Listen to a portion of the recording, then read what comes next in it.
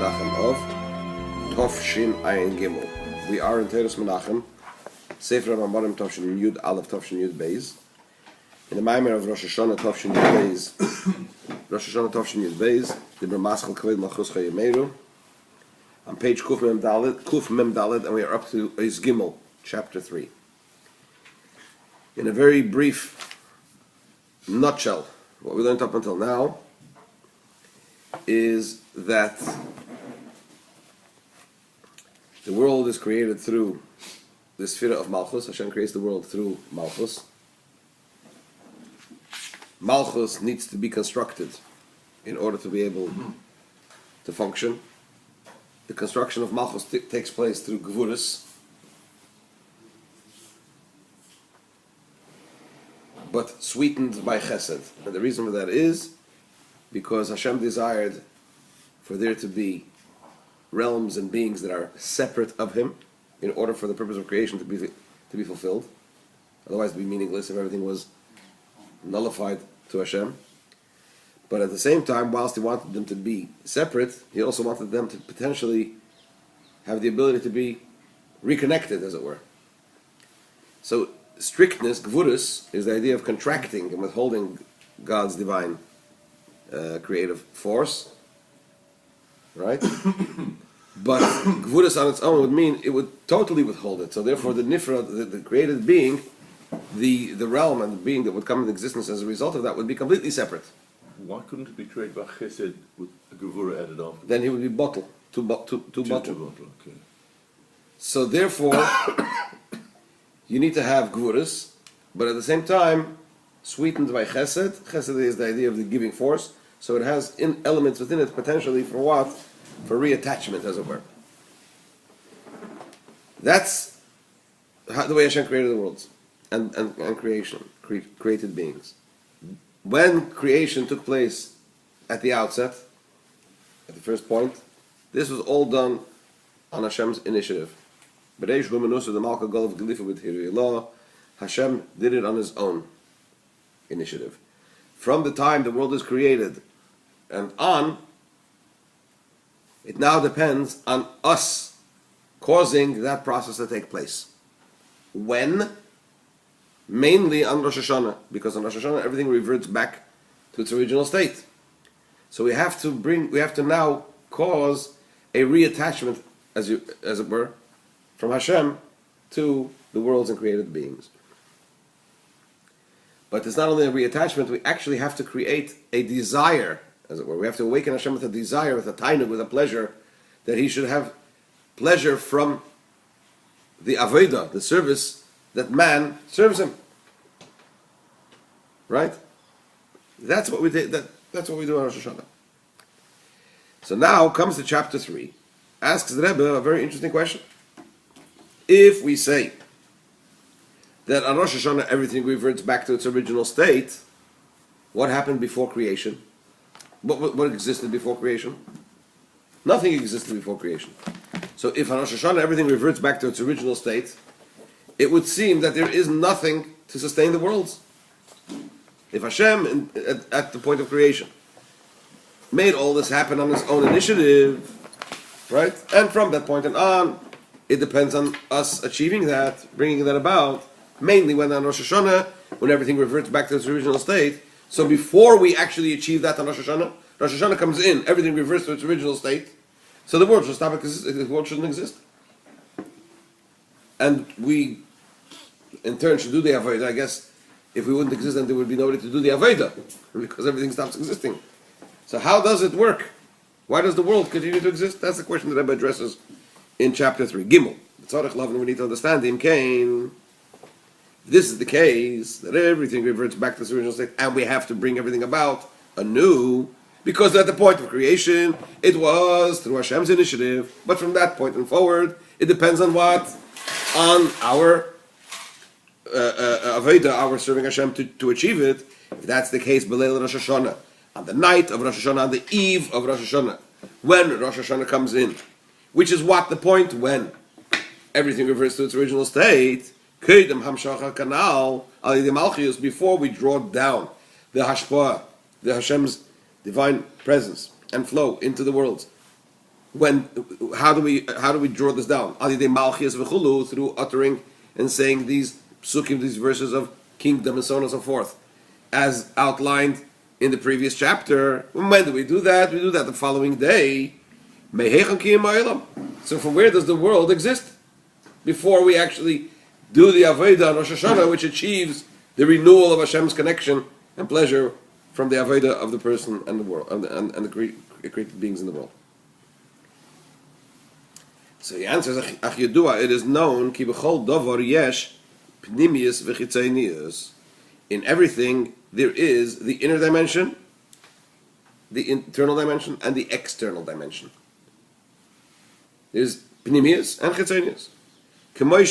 As we see b'machshava dibur ma'isa, concerning thought, speech, and action. Asher b'kol echad mispashtim koiches hanefesh. The faculties of the soul, if you will, in the beginning of the Tanya, the Alter Rebbe explains that every nefesh of the person, every nefesh has within it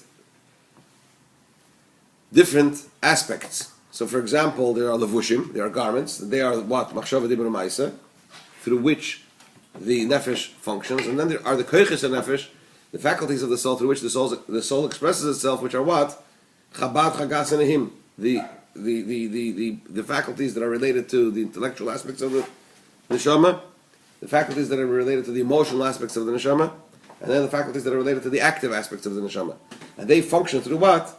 Through the machshav, through the levushim, through the garments of thought, speech, and action. So what do we see in the nefesh? It brings an example from the nefesh, from the soul, that the soul has levushim, the garments, machshava, thought, speech, and action, right? Asher b'kol echad mispashtim koiches nefesh. In each one of these three, you can have the faculties of the soul expressing itself. So you can have intellect expressing itself through thought. You can have the emotional aspects being articulated through the thought. So too, when it comes to dibur, speaking, you could speak words of intellect, or you can express emotion, right? The same thing in Maisa. You could do something creative. You could do something angry. So we see, or you can draw, right, which is connected to the seichel, to the intellectual aspects of the soul, or you can express emotions, either loving emotions or hateful emotions through actions, right? So we see that in each one of the koiches and nefesh, in the levushim and nefesh, in the garments of the soul, machshava, dibur, ma'isa, you can have intellect expressing itself through them, each one of them. You can have emotions expressing themselves through them. So what does that mean?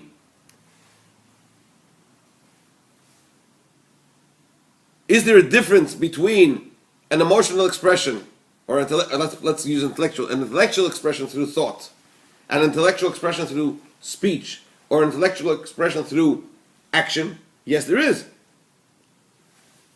Obviously, intellect, as it interacts with thought, is deeper than what? More inner, if you will, than intellect expressed through action.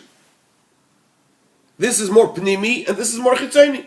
So what do we see? What's the point? The point being that in everything there is pnimius v'chitzonius. There's the internal dimension and the external dimension, right?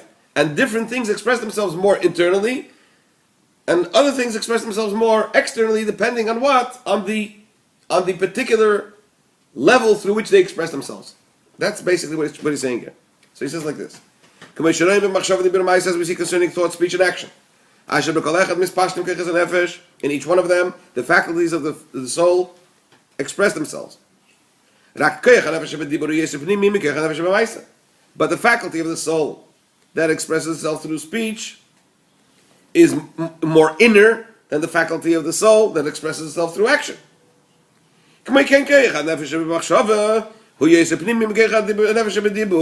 too, the faculty of the soul that expresses itself through thought is more inner than the faculty of the soul that expresses itself through speech.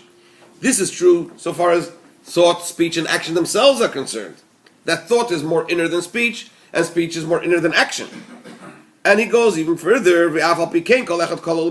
Nonetheless, each one of them is made up of everything, which means to say the Hainu Chabad Chagas Nehi. So you have Chabad Chagas Nehi, the faculties of the soul as they are in Machshava, in thought. You have Chabad Chagas Nehi, the faculties of the soul as they are in what? In Dibur, in the speech, in the garment of speech. And you have Chabad Chagas Nehi as they are what? Netzach Yisod, as they are in Maisa, in the active garment of the soul. As we see that even in an action, you can find intellect, you can find seichel. For example, as I mentioned before, doing something creative. So you actually see the seichel, like in a sculpture or a piece of art, and so on and so forth, right? Or in writing, for example. So what is the difference between how these faculties express themselves in something lower, or how these faculties express themselves in something higher? So what's the difference? The difference is that at a higher level, they are more pinimi, more inner, deeper within the soul, from a place which is deeper within the soul. And in the lower level, it's from a place that's what? More superficial or external from within the soul. So just like they are, we find this concerning the person, the neshama, the nefesh of the person, and we know Elam Katan Adam, the person is a small world. So therefore, whatever we find in the person, we also will find in relation to the worlds. Concerning the creation of the worlds. The Hainu B'chinas Malchus. As mentioned before, the Sphira, the attribute through which Hashem uses to ultimately create the world, is Malchus. Everything goes through Malchus, as mentioned in the first Maimer of Basi Lagani of Tov Shnid Aleph, that Malchus Shechina is related to Malchus. Shechina means coming down and clothing itself, which means Malchus is the sphere of the attribute, denotes Hashem actually coming down into the worlds, the final point where Hashem, that transfer into the world, right? Transmission into the world. So Malchus is the sphere, the attribute through which Hashem uses to create the world. So in Sphiras Malchus, Yesh Kol Sphiras Kanal. Malchus is made up, has within it all the other spheres, all the 9 spheres. So Malchus has the whole, from Chabad, all the way going through all the spheres. And because of that, angels, for example, that receive their inspiration from where? From the sphere of Malchus, they have intellectual comprehension. And they also have pleasure from the radiance of Hashem. They also have Sheish Knafayim, 6 wings. And as he will articulate now, this is from the Alter Rebbe. In the brackets, that's what the Rebbe adds. And the Rebbe adds Yeshleimer, and we can say the Choshiv Khan, that the Alter Rebbe, by enumerating these 3 aspects, Yesh Lamasogevin and the Miziv, or the 2 aspects, that they have comprehension and they have pleasure from the radiance of Hashem, and they have 6 wings, he enumerates all the aspects, as he mentioned before, of Chabad Chagas Nehi.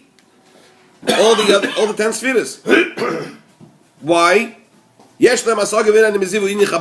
idea of the angels having comprehension and godliness and gaining pleasure from the radiance of Hashem is the idea of Chabad. Those are the intellectual faculties of the angels. V'sheish knafayim, 6 wings. How many midas are there? How many emotional attributes are there? 6. That's the idea of the 6 wings of the angels. That's from Yeshaya, where he describes what he's seen. He says he saw angels that have 6 wings, Srafim. The Srafim have 6 wings. What is that a reference to? The Midas. So what does it mean? They receive their inspiration from where? From Malchus. And nevertheless, we see we're talking about intellect and we're talking about emotion.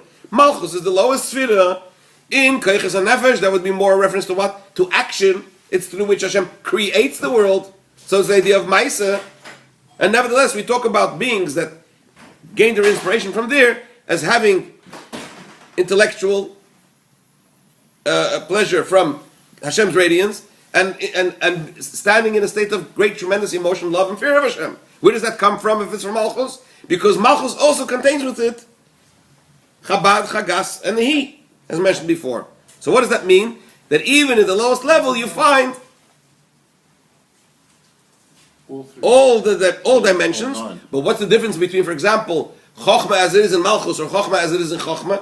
Obviously, Chochmah as it is in the level of Chochmah is far more inner and far deeper and far higher than what? Than Chachma the way it is in Malchus. When we call Shkeit Neshamas, certainly concerning Neshamas, you certainly have this idea that they have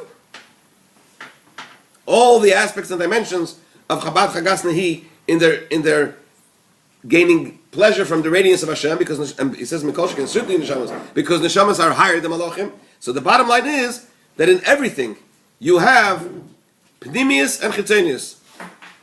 All these aspects as they stand at a higher and deeper level, and all these aspects as they stand on a lower and more external level. And with this he's going to explain how the world continues to exist on Rosh Hashanah prior to us It exists on a more chitzoniistic it exists on a more chitzoniistic level. Until we achieve what we need to achieve through Malchus and through Shofar and so on and so forth, the world just barely exists through chitzonius at a lower level. It operates, as it were, in safe mode. Okay, to use technological terms. We'll continue Mitzvah tomorrow.